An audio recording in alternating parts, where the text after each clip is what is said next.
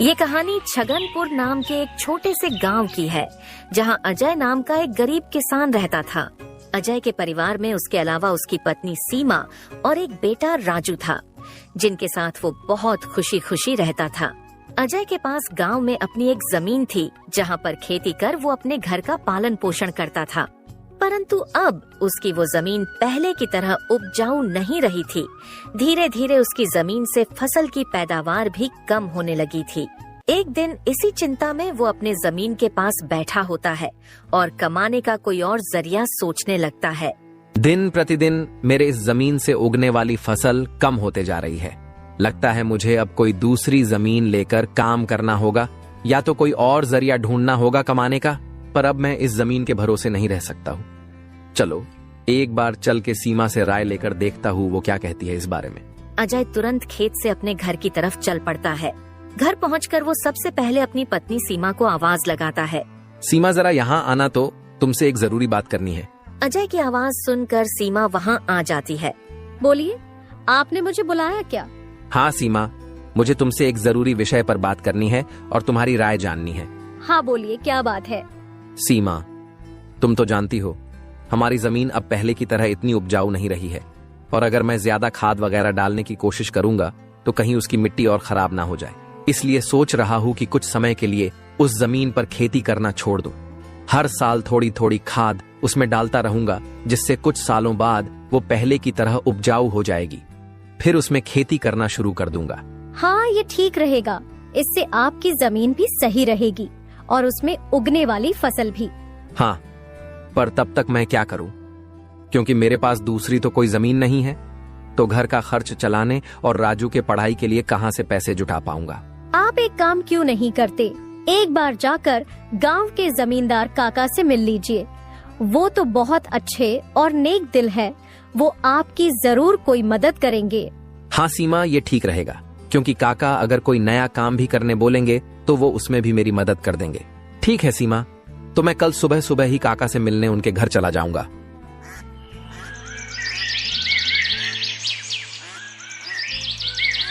अगली सुबह अजय जमींदार से मिलने उसके घर के लिए चल पड़ता है।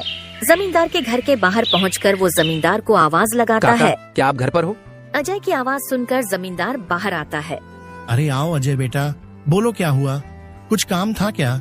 हाँ काका, आपकी एक मदद चाहिए थी। हाँ बोलो ना बेटा, मैं किस प्रकार तुम्हारी मदद कर सकता हूँ?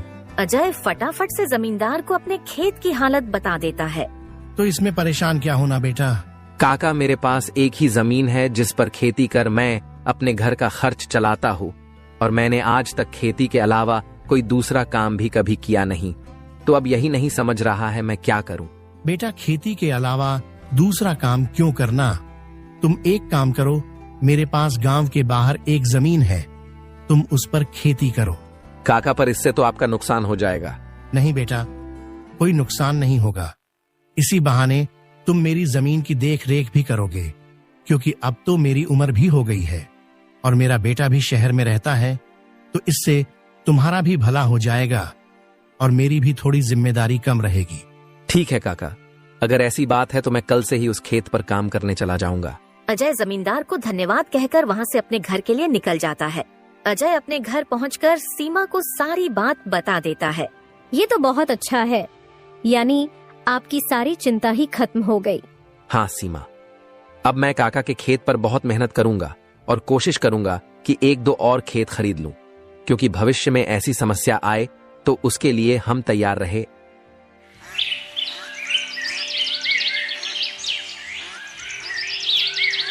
अगली सुबह अजय जमींदार के खेत पर काम करने निकलने वाला होता है तो सोचता है, काका की जमीन गांव के बाहर है, तो शायद शाम को आते आते देर हो जाए, इसलिए सीमा को बोलकर जाता हूँ। सीमा, जरा यहाँ आना तो। अजय को बुलाता सुन सीमा वहाँ आती है। बोलिए, आपने बुलाया मुझे? हाँ सीमा, सुनो, काका का खेत गांव के बाहर है, तो मुझे शाम को घर लौटने में थोड़ी देर भी हो सकती है। तो अगर मुझे देर हो जाए तो तुम और राजू खाना खाकर सो जाना। ठीक है, पर अपना ध्यान रखना। और हाँ, 1 मिनट रुकना, मैं आपके खाने का डिब्बा लेकर आती हूँ, वो लेकर ही जाना। फिर क्या था, अजय अपना खाने का डिब्बा लेकर गांव के बाहर वाली जमीन पर काम करने चल पड़ता है। चलते चलते कुछ समय बाद वो गांव के बाहर वाली जमीन पर पहुंच जाता है। चलो अब पहुंच गया हूँ तो फटाफट से खेत पर काम करना शुरू कर देता हूँ। अजय अपनी कुदाल उठाकर खेत पर काम करना शुरू कर देता है। अजय को अभी काम करते कुछ समय हुआ ही था कि तभी पीछे से एक सांप आकर उसे काट लेता है। सांप के काटने के कुछ समय में ही अजय चक्कर खाकर वहीं गिर जाता है।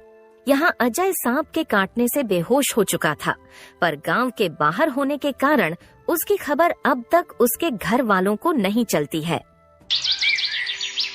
सुबह की अब रात हो जाती है और सीमा अजय का इंतजार कर रही होती है।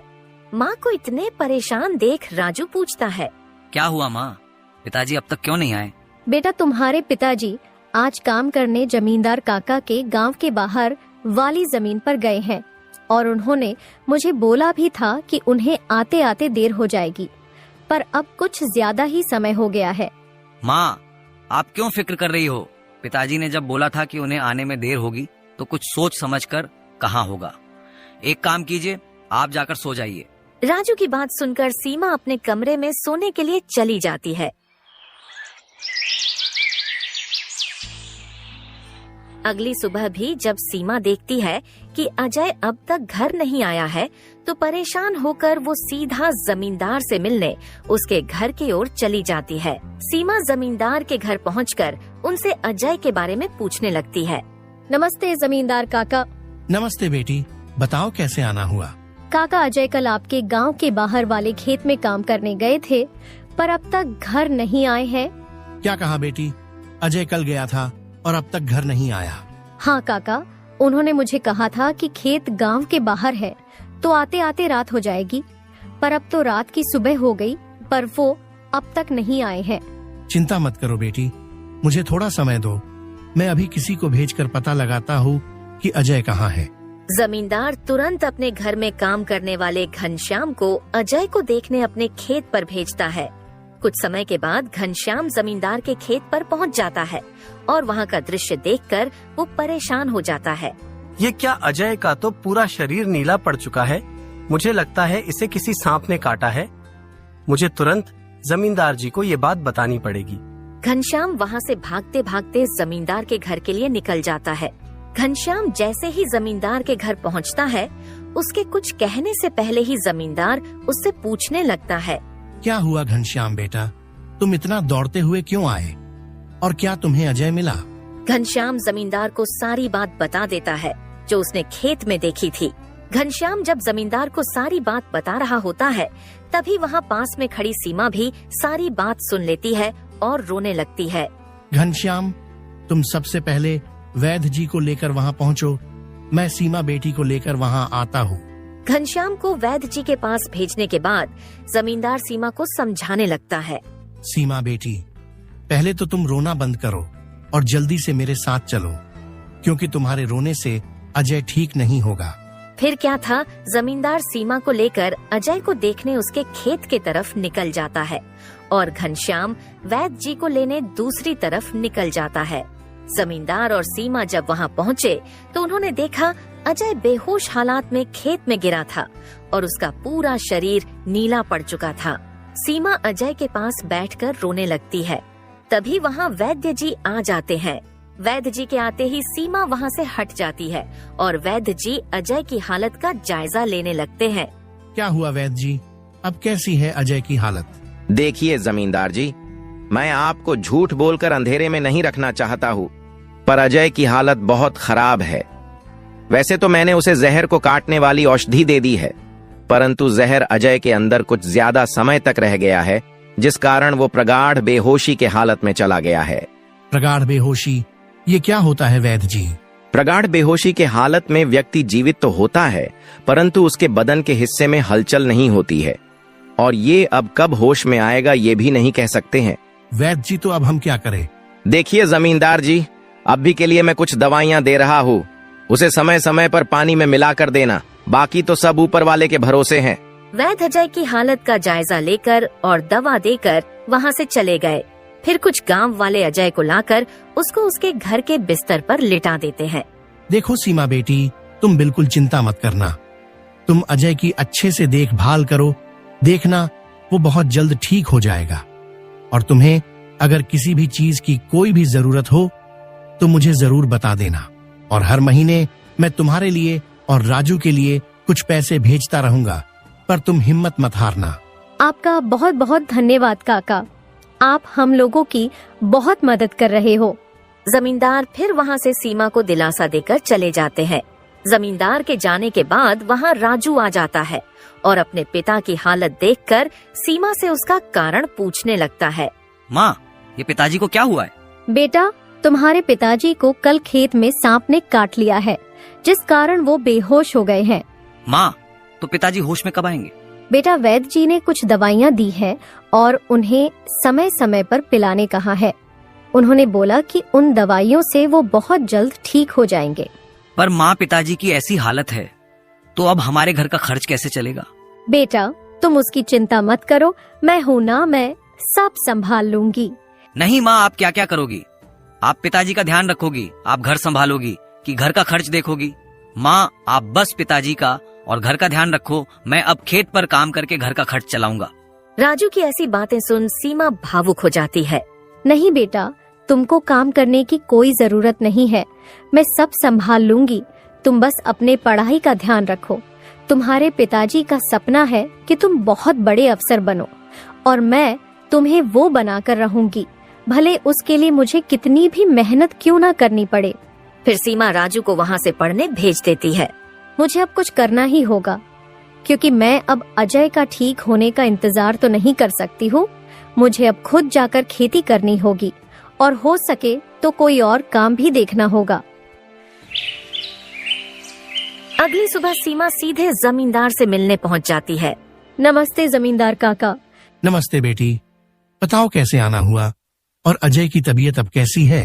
काका, अजय की तबीयत फिलहाल तो वैसी ही है, और मुझे आपकी एक मदद चाहिए थी, इसीलिए मैं आपसे मिलने चली आई। हाँ, बोलो ना बेटी, मैं तुम्हारी किस प्रकार मदद कर सकता हूँ?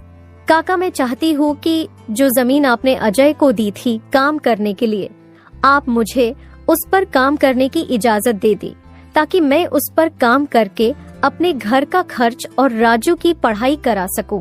बेटी, पर तुम्हें वहाँ काम करने की कोई जरूरत नहीं है, मैं हूँ ना। मैं तुम्हारे घर के लिए जो भी खर्च लगेगा हर महीने भेज दिया करूँगा। नहीं काका, आपने अब तक हमारी बहुत मदद की है। अब आप बस मुझे आपके खेत में काम करने की इजाजत दे दीजिए। मैं अब खुद काम करके अपना घर चलाऊंगी और अपने बेटे को बड़ा अफसर बनाऊंगी। जमींदार सीमा को बहुत समझाने की कोशिश करता है, पर सीमा जमींदार की बात मानने तैयार नहीं थी। आखिर में सीमा की बातें सुनने के बाद जमींदार सोचने लगता है। मुझे लगता है सीमा मेरी बात नहीं मानेगी, पर अगर वो काम करने इतने दूर जाएगी तो वो अजय का ध्यान नहीं रख पाएगी। एक काम करता हूँ, मैं सीमा को मेरी गांव के अंदर वाली जमीन पर काम करने के लिए कह देता हूँ, ताकि वो खेतों पर काम भी कर सके और अपने घर का ध्यान भी रख सके। ठीक है सीमा बेटी, मैं तुम्हें अपने खेत पर काम करने की इजाजत तो दे सकता हूँ, पर तुम्हें मेरी एक बात माननी होगी। हाँ काका, बोलिए ना। बेटी, तुम्हें मेरे गांव के बाहर वाले खेत पर काम करने की कोई जरूरत नहीं है। मेरे पास तुम्हारे घर के नजदीक भी एक खेत है, तुम वहां काम कर सकती हो, ताकि तुम अपने घर का और अजय का दोनों को ख्याल रख पाओगी। काका, ये तो और भी अच्छा रहेगा, इससे तो मेरी बहुत मदद हो जाएगी। बेटी, पर एक छोटी सी समस्या है, वो खेत बाहर वाले खेत से थोड़ा छोटा है। हाँ तो कोई बात नहीं है काका, वो खेत मेरे घर से नजदीक है, वही बहुत बड़ी बात है। मैं खेत में काम करने के साथ साथ दूसरे के घर का काम भी करना शुरू कर दूंगी, ताकि उन पैसों से मैं राजू की पढ़ाई का खर्च निकाल सकूं। बेटी, पर तुम्हें इतना काम करने की क्या जरूरत है? काका, मुझे काम करना ही होगा। अजय का सपना था कि राजू पढ़ लिख कर बड़ा आदमी बने। अगर मैं मेहनत नहीं करूंगी तो उसका सपना अधूरा रह जाएगा। राजू की पढ़ाई के लिए और घर चलाने के लिए मुझे हर हाल में ये जिम्मेदारी उठानी पड़ेगी। जमींदार सीमा के संकल्प और साहस से भावुक हो जाते हैं। ठीक है बेटी, तुम्हारी मेहनत देखकर मुझे पूरा भरोसा है कि तुम जरूर सफल होगी। मैं तुम्हारी हर संभव मदद करूंगा। तुम कड़ी मेहनत करो, भगवान भी तुम्हारे साथ हैं। सीमा ने जमींदार के गांव के अंदर वाले खेत पर काम करना शुरू कर दिया। वह सुबह खेत पर काम करती और दोपहर के बाद गांव के घरों में सफाई और खाना बनाने जैसे छोटे मोटे काम करने जाती। धीरे धीरे सीमा की मेहनत रंग लाने लगी। खेत में अच्छी फसल हुई, जिससे उसका घर चलने लगा और जो पैसे वह दूसरों के घरों में काम करके कमाती थी, वह राजू की पढ़ाई में खर्च करने लगी। बेटा, मैं चाहती हूँ कि तुम मन लगाकर पढ़ाई करो। तुम्हारे पिताजी का सपना है कि तुम अफसर बनो। मैं तुम्हारे लिए हर मुश्किल को पार कर लूंगी। माँ, मैं कड़ी मेहनत करूंगा। एक दिन मैं पिताजी का सपना पूरा करके दिखाऊंगा। सीमा की मेहनत और त्याग से गांव के लोग भी प्रेरणा लेने लगे। उन्होंने देखा कि कैसे एक माँ अपने परिवार के लिए हर कठिनाई का सामना कर रही है। इसी बीच अजय की हालत धीरे धीरे सुधरने लगी। वैद्य जी की दवाओं और सीमा की देखभाल ने जहर का असर कम कर दिया। एक दिन अचानक अजय को होश आ गया। अजय को होश में आते देख सीमा बहुत खुश हो गई। अजय, तुम्हें होश आ गया। भगवान ने मेरी मेहनत और दुआएं सुन ली। सीमा, मैंने तुम्हें और राजू को बहुत परेशान किया। नहीं अजय, तुम हमारी ताकत हो। जब तक तुम ठीक हो रहे थे, मैंने हर जिम्मेदारी संभाली और देखो, अब सब कुछ ठीक हो रहा है। अजय धीरे धीरे पूरी तरह ठीक हो गया। उसने सीमा की मेहनत और त्याग देखकर प्रण लिया कि अब वह उसके साथ कंधे से कंधा मिलाकर परिवार को आगे बढ़ाएगा। राजू की पढ़ाई भी सफलतापूर्वक चलती रही और कुछ सालों बाद वह एक बड़ा अफसर बन गया।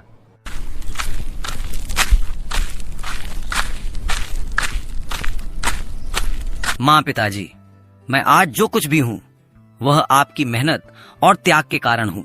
नहीं बेटा, ये सब तुम्हारी माँ का बलिदान है। उसने हमारे परिवार को बचाने के लिए हर मुश्किल का सामना किया। सीमा का त्याग और अजय का साथ, दोनों ने मिलकर एक नई मिसाल कायम की। गांव वाले अब भी उनकी इस कहानी को आने वाली पीढ़ियों को प्रेरणा के रूप में सुनाते हैं। इस तरह माँ का त्याग की यह कहानी हमें सिखाती है कि एक माँ का समर्पण किसी भी चुनौती को पार कर सकता है और परिवार को जोड़ कर रखता है। दोस्तों, तो इस तरह की और शानदार और मजेदार कहानियाँ देखने के लिए हमारे इस चैनल को जल्द से जल्द सब्सक्राइब कर लें।